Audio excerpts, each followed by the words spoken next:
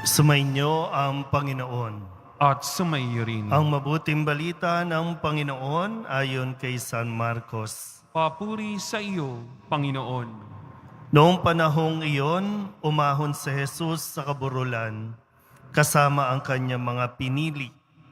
Umirang siya ng 12 na tinawag niyang mga apostol upang maging kasama niya. Suguing mangaral at bigyan ng kapangyarihang magpalayas ng mga demonyo. Ito ang 12 hinirang niya.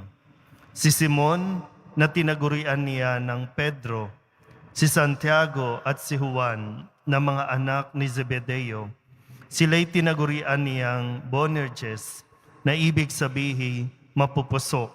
Sina Andres, Felipe, Bartolome, Mateo, Santiago na anak ni Alfeo at Tadeo, si Simon na makabayan at si Judas Iscariote na siyang nagkanulo sa kanya. Ang mabuting balita ng Panginoon. Pinupuri ka namin, Panginoong Hesukristo.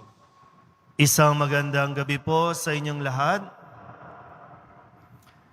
Sa ating pong ebanghelyo, narinig natin ang paghahayag ni Jesus ng kanyang mga piniling maging kasama. May mga bagay sa buhay natin na hindi natin kontrol. Tanging ang Diyos ang nakakaalam. Katulad ng hindi tayo makakapili kung sino ang gusto natin maging magulang o maging anak. Tanging ang Diyos ang nagpasya kung kanino kang magulang o kung sino ang mga anak na ibibigay sa iyo. Pero meron din pagkakataon na tayo po ay binibigyan ng Diyos ng kalayaan na pumili kung sino ang ating makakasama. Sa tingin niyo po ba, tama ang mga taong pinili mo o kaya naman ay pumili sa iyong makasama ka?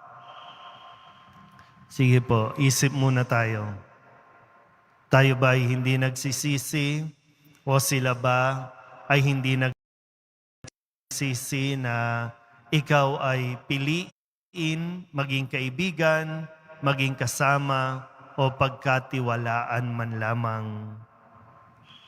Importante kasi po, no, at tayo bilang tao, mahalaga sa atin yung maramdaman na hindi tayo nag-iisa. Bagamat, kakayanin mo naman mabuhay sana, no? Kakayanin mong mag-isa. Pero katulad nga sa Ebanghelyo, nitong mga nakalipas na araw, kaya naman ni Jesus gawin lahat ng ginagawa niya. Sa tulong siyempre ng Panginoon, sa tulong ng kanyang Ama na laging tumatawag.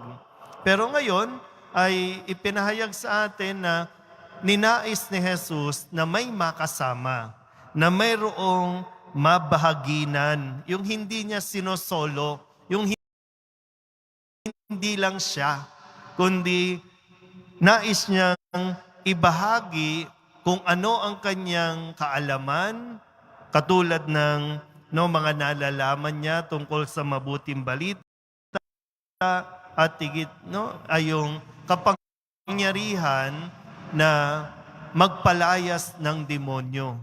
Kaya niya ito na siya lang, pero minabuti niya na mayroon siyang makasama.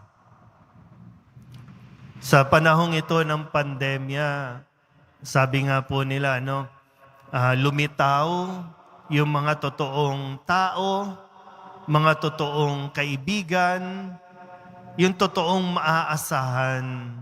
Nalaman mo na yan ngayon. Nawa, talagang matuto tayo. Wala na rin naman mangyayari kung pagsisisihan pa natin yung pagkakamali ng pagkapili mo o mga pinili mong samahan noong panahon na lahat ay okay. Wala na rin mangyayari, pero mahalaga po doon yung mga bagay na natututunan natin eh. Sa ibang Ebanghelyo po, itong mga pinili ni Jesus, hindi lang naman basta, isang karangalan kasi yun, no, na pinili sila ni Jesus. Isang karangalan yun. Pero, hindi pinilit ni Jesus ang mga alagad. Sana malinaw po, no? Magkaiba kasi yung pinili sa pinilit o napilitan lang. Kasi lahat ng ito, lahat ng 12 ito ay nilapitan ni Jesus, tinawag ni Jesus na sumunod sa Kanya. Ngayon lang naman, ginawang opisyal na sila ay tawaging apostol. Pero lahat sila ay tumugon sa tawag ni Jesus. Na may desisyon din na pinanggalingan na sa kanilang desisyon, alam nila kung sino itong sasamahan nila.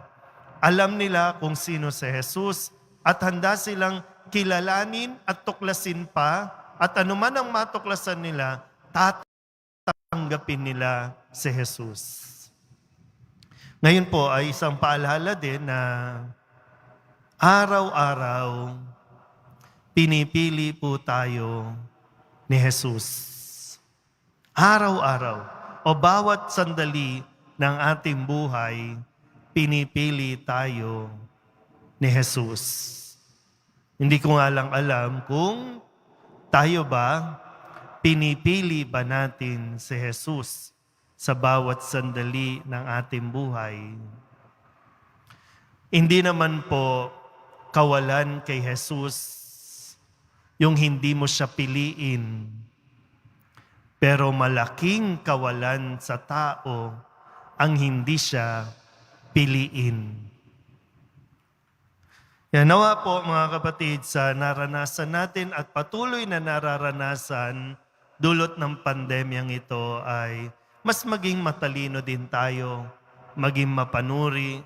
Sino ba ang mga taong dapat nating samahan, dapat nating pagkatiwalaan? Lalo tigit, no, sa nalalapit na mga kampanya, sa nalalapit na eleksyon, lahat po sila ay lalapit sa inyo, lalo na sa mga tinatawag ng lipunan na mga mahihirap sa lipunan. Lahat po sila magsasabi sa iyo na ako ay para sa masa, ako ay para sa mahirap. Totoo ba talaga na handa kang samahan o gagamitin lang ang iyong pagkamahirap? Yun ang kanilang motibasyon para lumapit sa iyo. So kanino mo ibibigay ang iyong tiwala?